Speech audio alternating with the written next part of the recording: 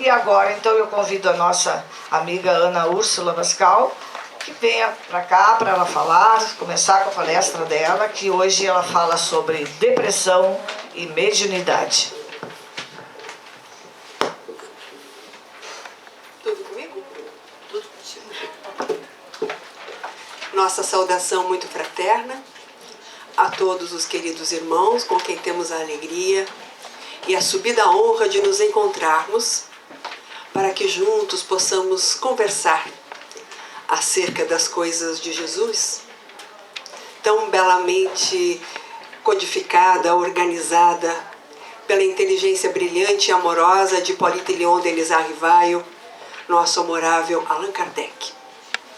Sem dúvida, a doutrina dos espíritos chega para o mundo no momento exato, quando nós, em humanidade, estaríamos estertorando nas nossas aflições de natureza materialista, numa desconexão muito profunda da vida espiritual, porque profundamente entranhados na vida material.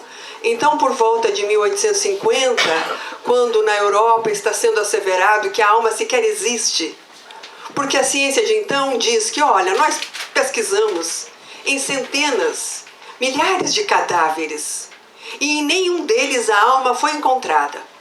Por esta razão, a ciência oficial da época asseverava: a alma não existe.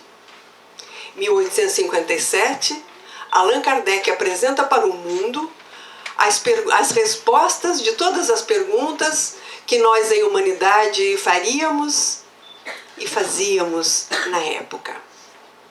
Sem dúvida, a doutrina dos espíritos é o remédio que chega para a humanidade no exato momento. No exato momento em que nós estaríamos vivendo as agruras de uma desconexão com o sentido da nossa própria existência. O homem, por materialista, por desprezar as questões espirituais, encontraria-se neste mundo de isolamento e de solidão, e mais do que nunca as respostas precisariam chegar. A doutrina dos espíritos traz todas as respostas para as perguntas que nós já fizemos e para as perguntas que nós ainda nem sequer elaboramos. Porque a doutrina dos espíritos é tão maravilhosa que, à medida em que nós vamos avançando, ela vai desvendando para nós respostas e perguntas que nós não havíamos ainda prestado a atenção.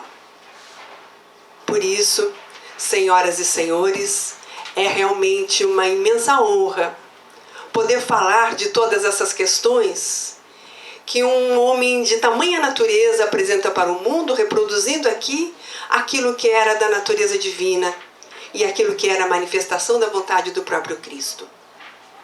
A doutrina dos espíritos, portanto, vai asseverar, no seu primeiro momento, da existência de Deus e vai nos deixar muito claro que é impossível qualquer processo de vida sem que nós compreendamos a essência e a existência de Deus. É o ponto fundamental aonde todo o edifício, toda a construção da doutrina dos espíritos se alicerça: a existência de Deus. Ora, no mundo materialista, aonde a existência de Deus estava sendo desconsiderada, esta é uma informação valiosíssima. E a partir de então, nós passamos a compreender de uma melhor forma a nossa existência. Mas a codificação que se inicia estabelecendo as questões divinas vai além e vai nos falar então aquilo que a ciência negava: a alma. A alma não apenas existe, mas existe e sobrevive à morte do corpo físico. Mas não apenas existe e sobrevive, estando no mundo espiritual, esta alma tem a capacidade de interferir no mundo físico. Esta alma, que agora nós vamos chamar espírito, porque desencarnada, ela tem o poder de interferir no nosso mundo físico. E de tal forma interfere que quando Allan Kardec faz essa pergunta ao mundo espiritual, eles respondem que interferem sim, e de tal maneira interferem que na maioria das vezes são eles os espíritos que nos dirigem. deixando muito claro esta conexão do mundo físico com o mundo espiritual, de que estamos todos, encarnados e desencarnados, mergulhados no mesmo oceano da misericórdia divina. E, portanto, respiramos os mesmos haustos. E por esta razão, temos o poder de interferir um na mente do outro, um na vida do outro. Esta conexão que não se suspende por nenhum instante, nem quando estamos em estado de alerta, acordados, e também não se suspende quando dormimos através do sono. O mundo espiritual e o mundo físico estão permanentemente conectados, interligados. Nosso espírito, nossa alma encarnada está constantemente conectada ao mundo espiritual. Isso é inexorável, isso é indiscutível, não há possibilidade de não estarmos. Mas existe alguma coisa onde nós podemos atuar. Embora estejamos conectados o tempo inteiro, evidentemente que nós temos o poder de selecionar a quem queremos nos conectar, a que tipo de força, a que tipo de energia nós queremos estar ligados, imantados. E a semelhança do homem que, ao escolher uma estação de rádio para ouvir, nós encarnados vamos nos consorciando com os desencarnados por este processo de sintonia que se estabelece do mundo físico com o mundo espiritual e vice-versa. E assim como na emissora de rádio, nós escolhemos o tipo de música que nós queremos ouvir, o tipo de informação que nós desejamos aurir, no nosso contato, na nossa relação com o mundo espiritual, através do nosso pensamento, nossa mente vai definindo o tipo de sintonia que queremos estabelecer com o mundo dos espíritos. Por esta razão, quando a mão humana, no dial do rádio, escolhe determinado tipo de música, porque com ela tem afinidade, no mundo dos espíritos nós também nos afinizamos e fazemos as nossas escolhas, não com a mão, mas com o nosso pensamento. E na medida em que nós vamos emitindo emoções que definem sentimentos e pensamentos, nós vamos estabelecendo as nossas conexões com o mundo espiritual. Se nós perguntássemos que nome isto tem, nós diríamos sim que o nome disso pode ser mediunidade. Através da mediunidade, que é esta capacidade de todo ser humano de se conectar ao mundo espiritual, através deste processo, nós vamos então trocando informações, energias, sentimentos, emoções, nesta fusão do mundo espiritual com o mundo físico. Evidentemente, se quando a minha mão sintoniza uma rádio onde tem música clássica, eu estou dizendo, através do meu movimento, da minha ação, que a minha preferência, que o meu gosto, que a minha afinidade é com a música clássica. Mas se porventura eu desejo escutar a música gaúcha, eu desejo escutar a música sertaneja, eu estou enviando a meta-mensagem de que eu tenho essas preferências. Se na sintonia do rádio ou na televisão isso está definido, fica claro para nós então que com o mundo espiritual o processo é o mesmo. Só que não usamos a mão, usamos a mente. E pelo tipo de pensamento, pelo tipo de sentimento, pelo tipo de emoção que nós expressamos, nós vamos atraindo para as nossas ondas mentais espíritos de teor vibracional semelhante àquele que nós emitimos. Quando as nossas emissões mentais são de um teor vibratório inferior, por evidente que nós estaremos atraindo para a nossa rede de conexões espíritos de natureza inferior que se coadunam com a natureza daquelas vibrações que eu emito. E nós vamos estabelecendo, então, aqueles processos de sintonia de uma natureza inferior e que nós poderíamos chamar, e que Allan Kardec chamou de obsessão, né?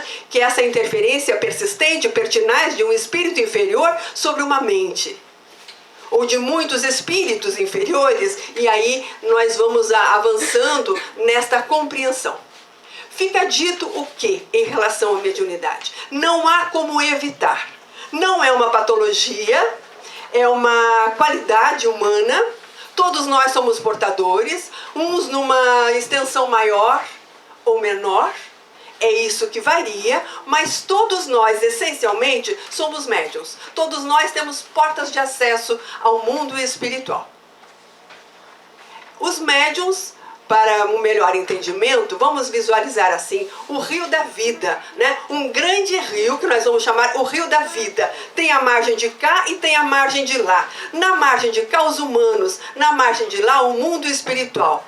Os médiuns fazem a conexão, a intermediação. É a ponte que liga a margem da vida física com a margem da vida espiritual. E este movimento, esta interação entre estes dois mundos se dá de forma constante e permanente. Toda vez que as nossas mentes atuam, e elas atuam o tempo todo, nós estamos movimentando estas conexões. Ora, como dizíamos, se nossos sentimentos, se as nossas emoções são de um teor nocivo, são de uma natureza pessimista, negativa, eu estou atraindo para o meu universo pessoal, meu universo vibratório, emissões dessa natureza. Então, quando nós falamos em depressão, nós poderemos fazer um link entre a doença depressão e a questão mediunidade? Nós não poderíamos dizer que a mediunidade é causa, porque evidentemente que não é. Mas poderíamos dizer sim que numa decorrência da instalação de um processo, de um processo depressivo, seria inevitável não estabelecer essas conexões, por tudo isso que já foi dito. Nós estamos emitindo constantemente, como estamos emitindo, estamos recebendo. Então, quando nós desenvolvemos um processo de adoecimento, como a depressão, nós estamos enviando sinais. E estes sinais são captados de uma forma natural e automática pela espiritualidade, e nós vamos estabelecendo estes laços, estes vínculos, que vão intensificando uma doença que poderia até ter nascido por um processo bioquímico, por uma desregulação de natureza física, embora a gente saiba que na etiologia da depressão esteja a doença da alma. É uma alma que está adoecida por um determinado período e que precisa de recuperação. Então a doença se instala não para deixá-lo incapaz, mas para que ele movimente-se neste momento de conflito e transforme a sua condição. Então é muito importante que a gente entenda o que acontece e quais são assim as duas alavancas para um processo de depressão, que são as duas maiores que a gente entende dentro dessa visão do Dr. Alírio de Cerqueira Filho, que é um médico, psiquiatra espírita e que trabalha bastante esta relação, né, com a depressão. Ele vai dizer então que no pano de fundo da depressão há um sentimento de culpa. Não por coisas que eu tenha feito agora, mas inconscientemente eu trago gravado em mim as minhas realizações transatas. Por esta razão, por erros perpetrados no passado, por ter atuado desconectado da lei divina, da lei natural, da lei de Deus, eu registro em mim essas máculas, essas nódoas que se vão instalando no meu corpo perispiritual. Então, num determinado momento da minha vida, isso começa a eclodir.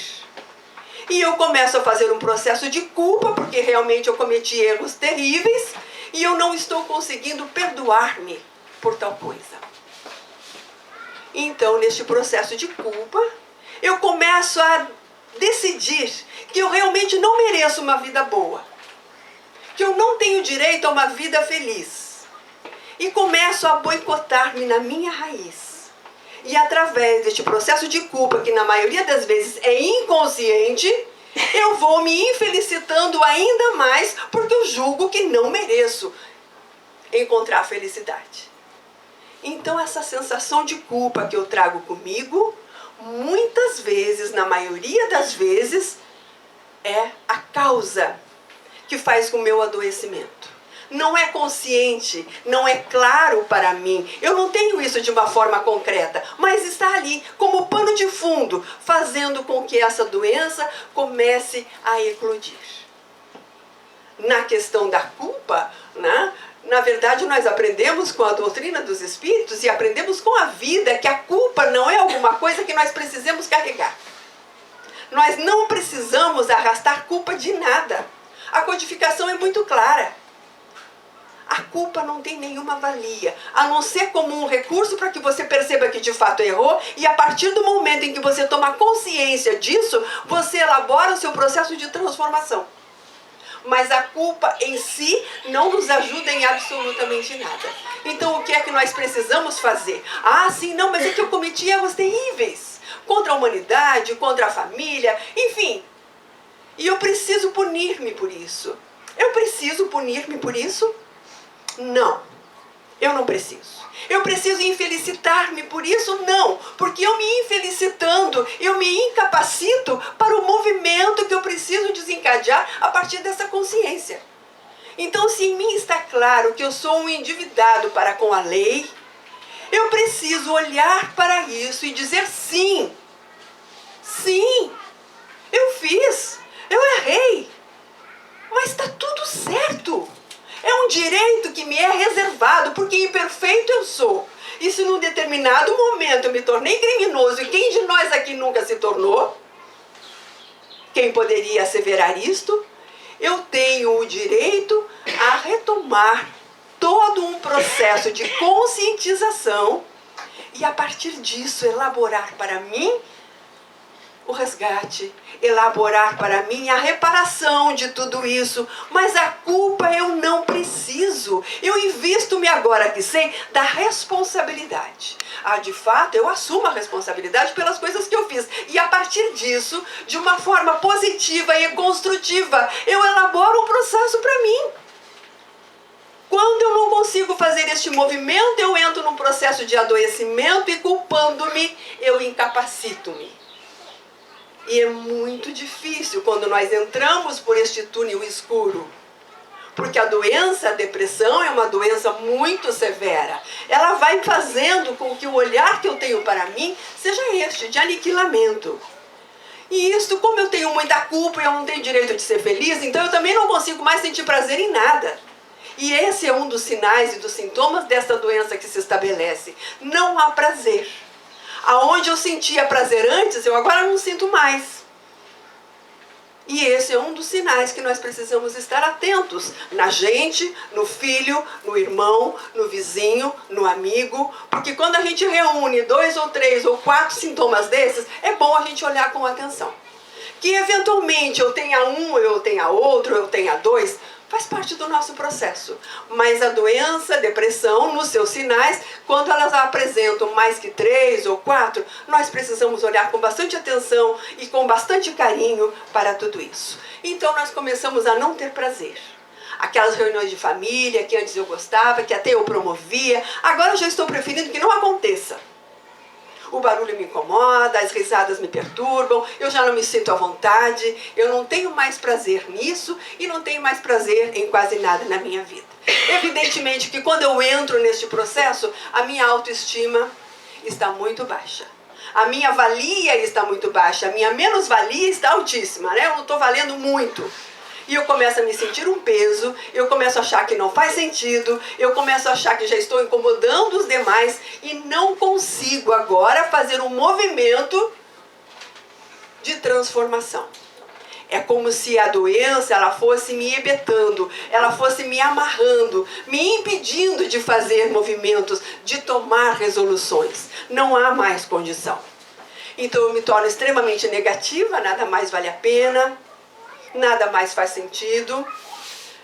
Eu tenho uma redução, né, no meu poder de concentração, começo a ficar esquecido, começo a ficar distraído e parece que eu só estou ficando velha. Mas não, eu estou ficando velha e às vezes estou desenvolvendo junto com isso um processo de depressão. É bom a gente estar bastante atento. Eu perco a minha energia, eu vou desvitalizando, eu vou ficando mais jogada, eu já não quero muito movimento, eu já não faço mais as coisas que fazia, já nem quero mais sair de casa e a situação vai se agravando cada vez mais. Alterações do apetite, não como nada ou como tudo, e isso também pode ser um sinal, pode ser um sintoma, que nós precisamos sempre olhar no seu conjunto. E aí, no momento mais agravante de tudo isso, nós poderemos encontrar a ideação suicida. É o momento mais grave, né, de um processo de depressão e que por isso precisamos estar com este olhar assim tão atento aos nossos amigos, a todas as pessoas com quem nós convivemos, para que a gente possa estar ali como mão de socorro, dizendo exatamente isso. Olha, eu conheço um lugar onde todas as respostas para todas as perguntas estão. E eu assevero para vocês que a doutrina dos espíritos, conforme dizem os espíritos superiores, pelas ideias que propaga, pela fé que desenvolve, ela é o maior antídoto da loucura e do suicídio. Isso está lá no capítulo 5º de O Evangelho segundo o Espiritismo, Bem-aventurados os aflitos, não por acaso, o mais longo dos capítulos do Evangelho. É porque Allan Kardec, os espíritos superiores presididos pelo amor de Jesus, sabiam que nós precisaríamos muito disso tudo. E o capítulo 5º é uma aula de dor, é uma aula de sofrimento. E a certeza de que no mundo todos nós sofremos.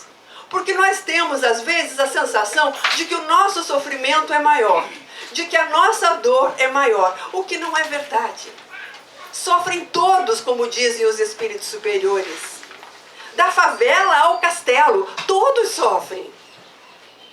É da nossa necessidade ainda o sofrimento. Ele vem, depois ele vai.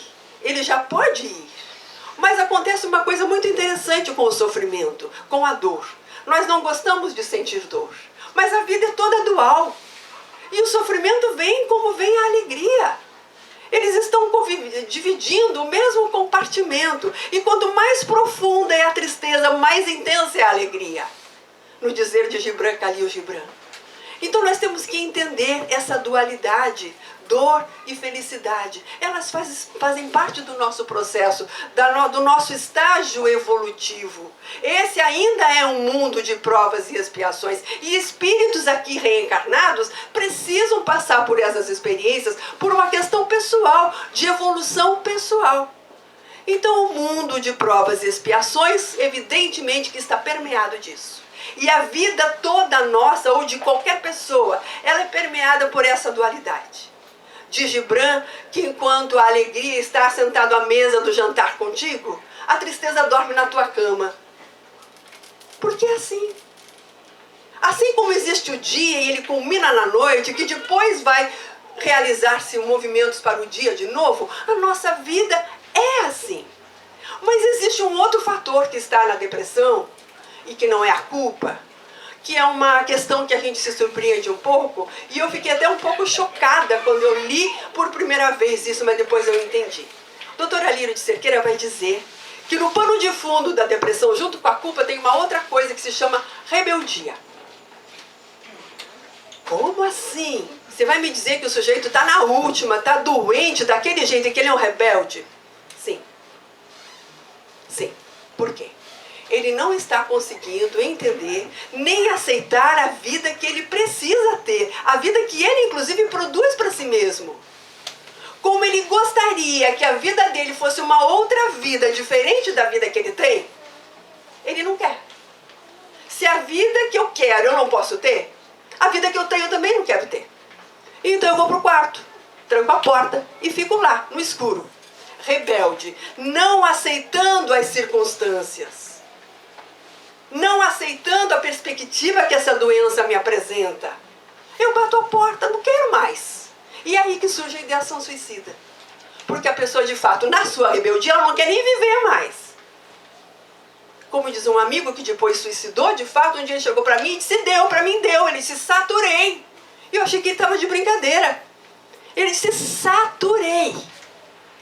E eu conversava longamente com ele a respeito de suicídio, porque eu percebia nele essa tendência. E o danado me traiu um dia e suicidou-se. Eu não tive nenhuma culpa, porque eu tinha dito tudo a ele. Eu tinha estado com ele o tempo todo, meu coração esteve aberto para ele sempre. Então, quando ele cometeu o ato suicida, o que eu fiz? Lamentei. Eu lamento, eu sinto muito. Mas é tudo que eu posso fazer agora, é sentir muito e enviar para ti as vibrações, as orações, para que você, onde estiver agora, possa se acalmar. E possa compreender definitivamente que a sua rebeldia não lhe levou a lugar algum. Lhe levou ainda para um lugar pior, que você não estava feliz com a vida que tinha, e a vida que você arrumou agora após o suicídio é infinitamente pior que a vida que você tinha. Porque nós não vamos morrer. Não foi isso que a gente aprendeu aqui no começo? Nossa alma vai sobreviver à morte do corpo. E sobrevivendo à morte do nosso corpo, ela vai seguir sentindo, pensando, atuando. Então, qual o sentido de não permanecer? Se em não permanecendo as coisas só vão ficar piores, não há alívio, não há trégua a partir do suicídio. Se já estava difícil, se já estava doendo enquanto estávamos aqui com o corpo e, portanto, com condições de modificar essa situação, agora sem o corpo e tendo cometido um ato tão severo contra a lei, como que minha vida poderia estar melhor? É impossível. Mas a doutrina dos espíritos tem essas respostas pelas ideias que propaga. Por esta razão, nós não temos o direito de calar as informações que recebemos da sociedade espírita. A doutrina espírita não é só para uso pessoal, não é só para a minha transformação, para a minha reforma íntima, não. São pontes que eu estabeleço com outras almas encarnadas e também desencarnadas. Quando eu faço o acolhimento destes irmãos em dor e digo a eles, ok, está tudo bem, não precisa culpa. Vamos deixar o passado lá, no lugar dele, no passado, e vamos olhar a partir de agora para a frente, para o alto e para o futuro, que é a única coisa que é possível. Mas vamos ficar aqui, no presente. E se estiver doendo, nós vamos olhar para a nossa dor. E nós vamos dizer sim para a nossa dor. Porque eu sempre digo que a dor é uma professora. É uma professora boa. Que ela vem nos visitar porque existe algo que nós precisamos aprender. Então, quando a dor senta do nosso lado, ela está dizendo, olha, você senta aqui porque eu tenho umas coisinhas para te ensinar. Ora, o que o aluno inteligente faz? Olha, professora, você me passa rapidinho o que eu tenho que aprender? Porque eu já quero aprender de uma vez, que é para a professora poder andar. Por que eu vou querer a professora dor sentada do meu lado? Não preciso. Então você me passa a lição. Eu quero aprender tudo que você tem para me ensinar com este episódio, com este conflito, com este sofrimento. E quando eu tiver aprendido, professora, você já está liberada, porque a lição eu já entendi. Então a dor na nossa vida é isso, é um convite para mudança, para melhor, nunca para pior. Nunca. Porque a vida ela se movimenta para a frente. Ninguém está convidado a piorar, ninguém piora. Mas quando a dor chega, ao invés de nos rebelarmos, de reclamarmos, de achar que não é justo, que nós não merecemos, vamos olhar para ela de frente e dizer corajosamente, ah, você está aí, ok, eu estou aqui, então vamos lá.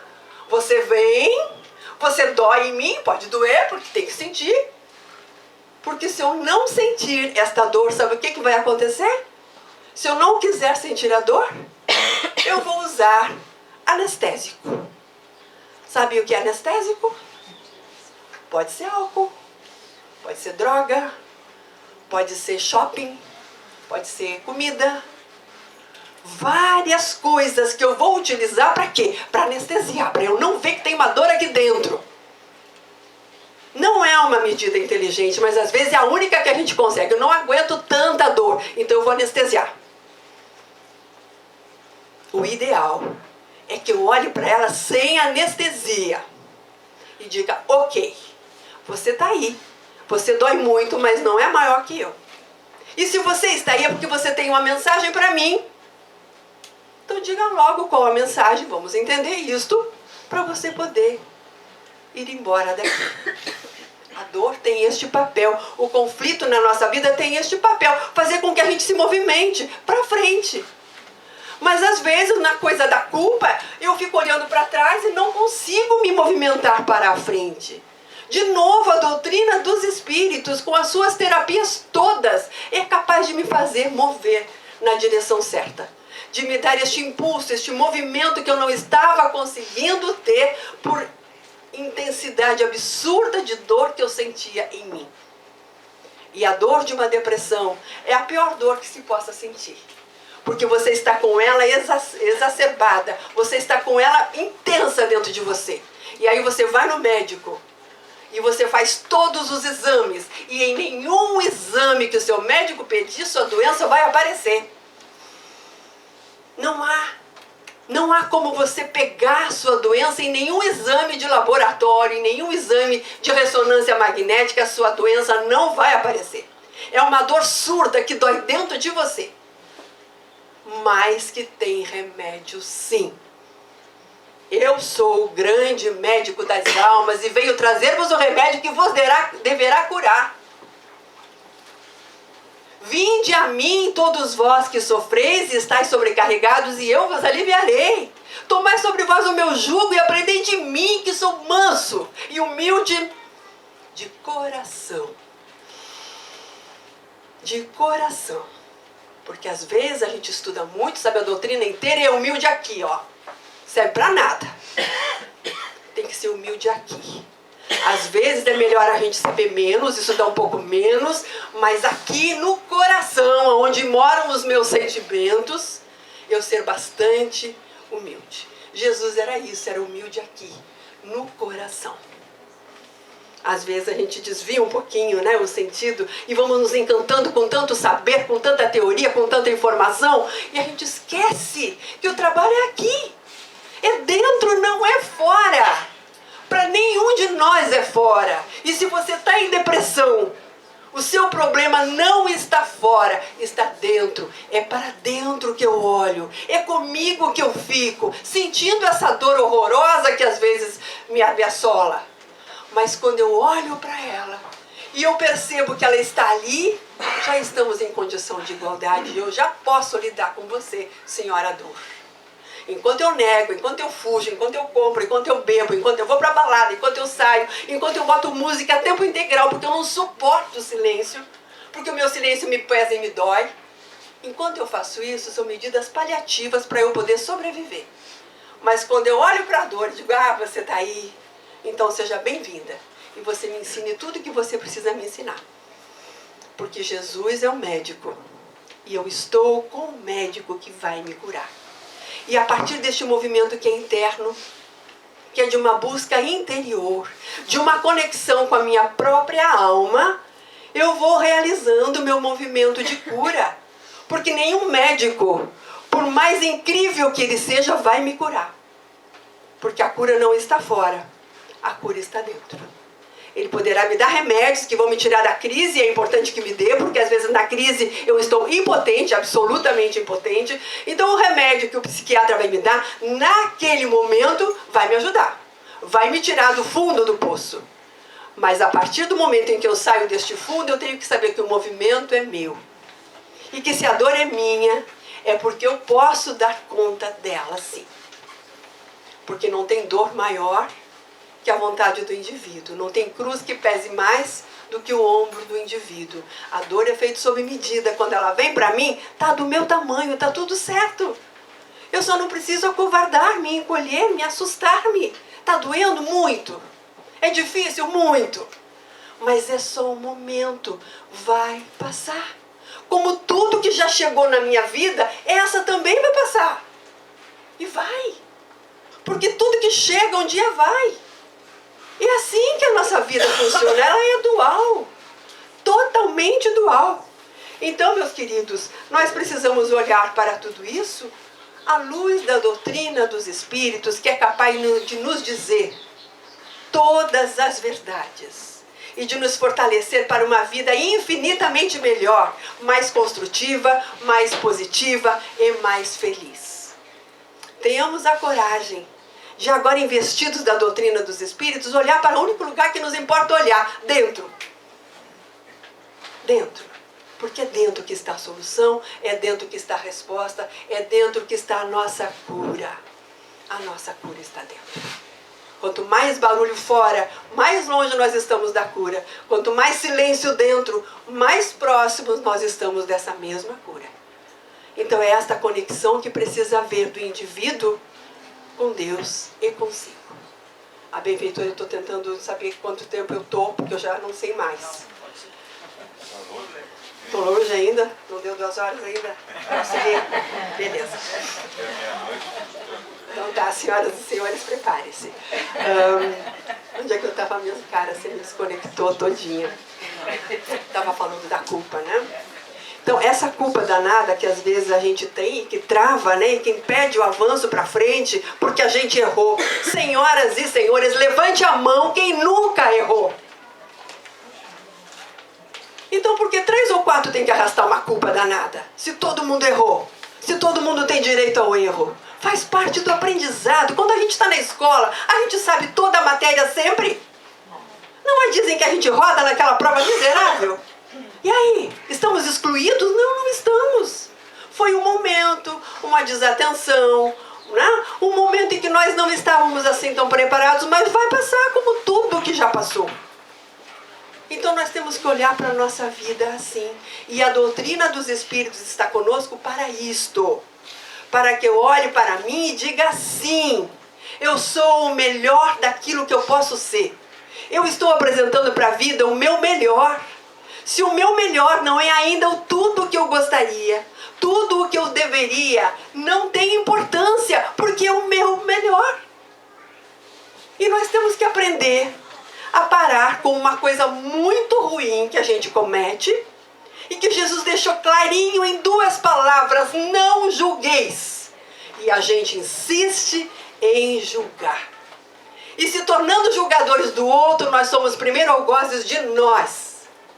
E não há possibilidade de um auto-perdão quando eu sou severa com o outro. Porque eu sou severa com o outro, porque eu estou severa comigo. A origem da vida se chama amor. E a ordem é não julgar. Você olha para tudo, você vê tudo, mas você não precisa emitir parecer. Nem verbalizando, nem silenciando. Você olha e consente. Você olha e deixa ali, não toma para você o que não é seu. Como que nós vamos nos arvorar a fazer um julgamento qualquer? Investidos de que conhecimento, de que informação, nós vamos nos tornar julgadores de qualquer coisa. Ah, mas então você está dizendo que agora, daqui para frente, a gente tem que ser assim, tipo água com açúcar, faz que não vê? Veja. Veja e tome como lição para você, mas não faça julgamento. Se está certo, se está errado, se está feio, se está bonito, não é problema seu. É problema do outro, de quem comete, não se envolva nisso. Toma a tua vida e olha de frente para ti. E cuida de ti. Quando tu olhar para ti, olha com amor. Também não te julga. Porque não é para julgar. A ordem de Jesus é não julgueis. E não é não julgueis o outro, é não julgueis. Então você não está sob julgamento. Você não tem que se sentir culpado. Você não tem que se fazer condenado. Porque você está em franco aprendizado. E temos a mais absoluta certeza que tudo que você faz do seu melhor jeito. Se ainda não está como nós gostaríamos, é o seu melhor jeito. Às vezes, em espiritismo, nos tornamos um pouco exigentes demais com o outro, porque exigentes demais conosco nos tornamos. E isto absolutamente não é saudável. Porque para eu ser exigente, eu tenho que ser julgador.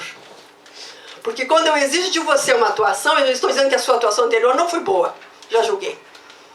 Eu aceito de você o que você tem para me dar e pronto. Porque não é para mim que você dá, é para a vida. E é para você de volta. Então tá tudo certo com a vida de todos. Olha e deixa lá. Deixa com ele. Se ele não te pediu, se ele não te falou, se ele não te perguntou, por que você tem que dar palpite? Por que você tem que emitir um parecer à vida do outro? Cuida da tua e cuida com amor de ti. Porque quando tu cuidares de amor, com amor de ti, o teu olhar para com o outro é de amor também. Porque tudo é aqui. E se eu não tenho amor em mim por mim, como eu posso dizer que tenho amor em mim pelo outro? Se o meu amor é doente. Não é amor. Então, queridos irmãos, a doutrina dos Espíritos, ela é na Terra a expressão do amor de Deus. A severidade, a exigência não é de Deus, é humana, é nossa. Devemos e podemos viver com muito mais alegria se a gente tomar algumas medidas, algumas precauções, feito essa. Deixa a vida do outro lá. Deixa. Aí você vai para casa, você leva o seu trabalho, o seu colega, todos os perrengues que você teve. Para quê? Quando você pega essa sacola do seu trabalho e leva para o centro da sua casa, o que você leva de bom para sua família? Nada.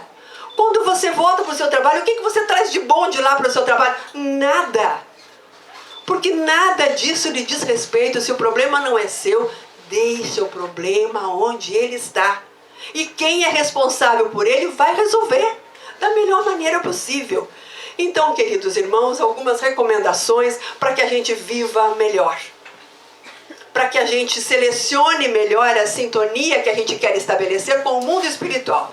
Porque quando Allan Kardec diz que muito mais do que nós imaginamos, os espíritos influenciam a nossa vida, de tal maneira influenciam que nos dirigem, a gente toma um susto. E este susto conta pra gente, tem uma metamensagem no susto. Por que eu tomo um susto? Porque eu inconscientemente acho que eu vou então estar estabelecendo sintonia com quem não é bom pra mim. Com espíritos inferiores. Então eu estou sendo dirigida por esses espíritos inferiores. Quem falou isso? Aonde está escrito isto? O que Kardec diz é que na maioria das vezes são eles, os espíritos, que nos dirigem. Mas tudo é conexão, tudo é sintonia. Com quem eu sintonizar vai me dirigir. Que tal sintonizar com a luz? Que tal sintonizar com o bem? Que tal sintonizar com o não julgamento? Que tal sintonizar com o amor? Porque se eu fizer isso, não há nada que me possa atingir. Então, algumas recomendações agora para a gente finalizar, né? Para que a gente tenha uma vida mais saudável, né? E possa se manifestar na vida física, ainda que neste consórcio com o mundo espiritual, a gente possa auxiliá-los também. Eu tenho um amigo, vou fazer um parêntese, ele até já desencarnou, mas ele me dizia, eu tenho muita vergonha, ele era um grande médium, eu tenho muita vergonha porque quando eu saio da minha casa e eu vou no bar e eu aceito um copo de bebida, eu sei quantos espíritos eu poderia estar salvando naquele momento, dizendo não. Mas na minha fraqueza eu não consigo. Então eu digo sim para a bebida, me enterro e levo alguns comigo ainda, que por afinidade se grudam a mim na tentativa de se salvar. E eu vou lá e ferro com todos eles. Sintonia. Eu não estou dizendo que beber é bom ou é ruim, não é essa a questão. O que estamos dizendo é que nós estabelecemos conexões e sintonias. E que nem sempre são com espíritos inferiores, ao contrário. Nós temos anjo de guarda de plantão, espírito protetor, espírito amigo, espírito familiar. Tem uma gama de companhias com quem nós já estamos automaticamente conectados. Se porventura eu resolver escutar alguma outra música que não clássica ou não tão elevada assim, tudo bem, depois eu retomo, depois eu volto. Mas é uma questão de sintonia que eu preciso saber que eu estou estabelecendo.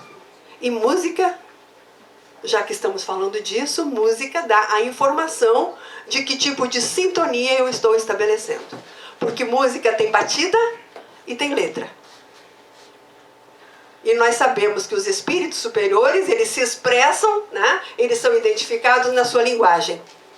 Então, evidentemente, se a música que eu escolho tem uma linguagem de um nível bastante baixo, sofrível, eu tenho que entender que a conexão que eu estabeleço nesse momento não vai me ajudar. E aí ela está dizendo, então, que música pode definir sim. Não só música, muitos outros comportamentos, mas música principalmente. Então, as orientações agora, sim, fugir do papel de vítima. Esse papel é bom, né? Esse lugar é bom, é confortável, porque eu não preciso fazer nada, eu sou vítima. E aí o pessoal que se vire aí porque eu sou vítima, né? A vida que dê conta disso, porque aqui na minha cadeira de vítima eu não preciso fazer quase nada, eu não tenho culpa. A doutrina dos espíritos acaba com isso. E dizendo que nós somos os artífices, nós somos os autores da nossa própria existência. E tudo aquilo que se nos acontece é uma decorrência daquilo que nós já elaboramos antes, que nós já realizamos antes. Então o papel de vítima, senhoras e senhores, não nos cabe mais. Nós somos responsáveis por tudo aquilo que escolhemos. E tudo aquilo que escolhemos traz em si consequências, evidente. E as consequências que chegam são as respostas para aquilo que eu já emiti para a própria vida. A segunda orientação é de que só o que é real é o que existe na nossa mente. Aqui a gente ainda vai gastar um tempo para entender isso. Mas é na nossa mente que a nossa construção se estabelece. E tudo que nós projetamos, tudo que nós idealizamos, tudo que nós realizamos, nasceu na nossa mente. Sã ou doente. Mas tudo tem origem aí. E tudo que se torna real esteve antes na nossa mente. Uma outra orientação é, enquanto eu não disciplinar o meu pensamento, nada, absolutamente nada, vai mudar. Ah, eu fui na palestra e aprendi. Ok, então agora disciplina, né? Porque não basta ter entrado aqui a informação. Você tem que pegar essa informação e botar na sua vida prática. Dá trabalho. E aí o outro item é exatamente esse. Ninguém evolui sem esforço. Dá trabalho? Dá trabalho. Preciso repetir que nem criança. Sabe criança decorando a tabuada? Mais ou menos isso. Tem que repetir muito. Tem que ter tempo, tem que ter paciência, tem que saber que a criança vai errar. E tem que dar esse tempo para ela. Para a gente é igual. Então toda mudança de hábito que a gente queira fazer, de hábito mental, é muito importante que haja disciplina e que eu saiba que de fato eu vou ter que fazer esforço. Porque na minha indisciplina natural, eu não vou querer fazer. Então eu tenho que fazer todo este movimento de entendendo que preciso fazer, dominar-me e modificar as minhas ações reativas anteriores. E estabelecer método, estabelecer disciplina para que de fato a mudança aconteça. Mudar um hábito não é coisa simples. Há que se ter muita repetição. Para que tenha repetição tem que ter disciplina. E para que haja disciplina vai ter que haver esforço. Nós somos, portanto, os construtores da nossa história. E a notícia boa que deixo com os senhores é a seguinte: a nossa batalha já está ganha. Todos nós temos encontro marcado com a felicidade. Isso é certo. O tempo que isso vai levar, a gente decide enquanto está caminhando. Pelos esforços, pela disciplina, pelo desejo real de que essas coisas aconteçam. Gostaria ainda de passar duas informações que acho que é fundamental para a questão de uma mediunidade mais equilibrada, mais cuidada, mais protegida, né? Para que isso não venha intensificar um processo de adoecimento como a depressão, é de que a benfeitora Joana de Ângeles, na sua obra Vida, Desafios e Soluções, lá no finalzinho ela vai falar uma coisa que está lá há 30 anos. Há 30 anos, porque o livro tem esse tempo. E ela vai dizer que a oração, tanto quanto a meditação, são instrumentos, são ferramentas indispensáveis para que o homem consiga construir dentro de si esse estado de felicidade. Senhoras e senhores, a oração nós sabíamos, mas está escrito ao lado, tanto quanto a meditação. E a meditação o que é? Não é uma atitude mística, é um estado de silêncio interno, em que eu paro, em que eu me sinto, e então eu me vejo, e por primeira vez eu me conheço de fato. Quando eu começo a fazer este movimento de entrar para dentro de mim e de ficar a sós comigo, eu começo a perceber exatamente a forma que sou. E consigo então, através deste movimento, dizer sim, sim, está tudo certo. Ah, mas ali eu percebi que tinha um sentimento de inveja em um determinado momento. Sim, ok, está tudo certo. Eu ainda sinto inveja às vezes. Eu nem sabia disso. Agora eu já sei que eu sinto inveja às vezes, ok? Vamos incluir este conteúdo e dizer sim também para ele, porque tudo aquilo que eu nego vai ficar comigo. Mas tudo aquilo que eu olho e digo sim, eu começo a vencer. Então, queridos irmãos, a última informação é de que todas as coisas na nossa vida vão passar. todas elas. A gente encerra então com um texto, uma fala da doutora Ana. A doutora Ana trabalha com pacientes terminais no nosso país. Ela é uma médica brilhante, absolutamente brilhante. E o olhar dela são para os pacientes terminais. Ela tem uma instituição chamada Hospice, que é para onde vão aquelas pessoas que estão com algum tempo pequeno de vida, mas que vão para lá para morrer bonito, para morrer bem. Então ela vai dizer de um paciente que ela estava cuidando e que foi para lá com um tempo muito pequeno de vida e que ele sabia disso, e que chegando lá ele tinha 15 dias de vida e ele começou a ficar muito bem e começou a se sentir muito, muito vitalizado, e ela acompanhando todo este processo. E um dia ele disse: doutora, eu me sinto tão bem que eu gostaria de fazer alguns exames, porque eu acho que eu posso pensar num milagre. A doutora Ana também já estava pensando no milagre. Disse: ok, vamos fazer os exames. Pelos exames deste homem de 40 e alguns anos, os exames nunca tinham estado tão ruins.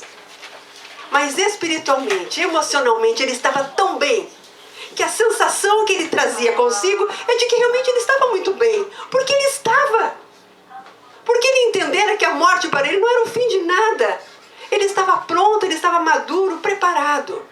A doutora Ana, você olha para ele e diz: mas eu preciso que você me explique como é que você consegue estar tão bem diante de fatos assim tão estarrecedores. Seus exames nem existem em pessoas vivas. Seus resultados são terríveis. Ele disse: olha, doutor, eu aprendi isso com meu pai. E ele me disse que tem um livro na vida que tem 2 páginas. A primeira página a gente tem que olhar quando na vida da gente tudo vai bem. Está dando tudo certo.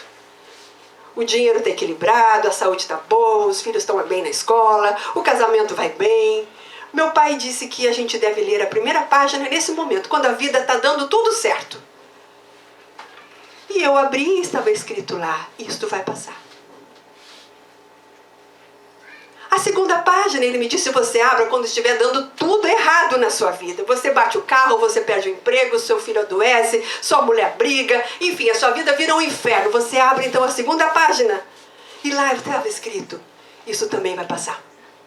Então é nessa dualidade da vida entre a noite e o dia, o feio e o bonito, que é tudo tão relativo, porque depende do olhar que a gente empregue para isso, que a gente aprenda e torne a nossa vida infinitamente mais leve, porque torná-la leve está na nossa mão, porque a vida é a mesma, mas a forma como eu olho para ela vai torná-la mais leve ou mais pesada, mas a vida em si é a mesma, porque a minha vida é a resposta das vidas que eu já tive e das ações que eu tenho cometido.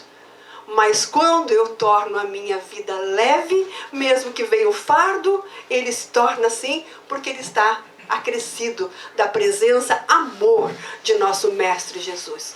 Tudo que Jesus nos propõe, tudo que Ele nos ensina é isso. Vive, mas vive com amor, porque é por amor que você vive e é para o amor que você vai.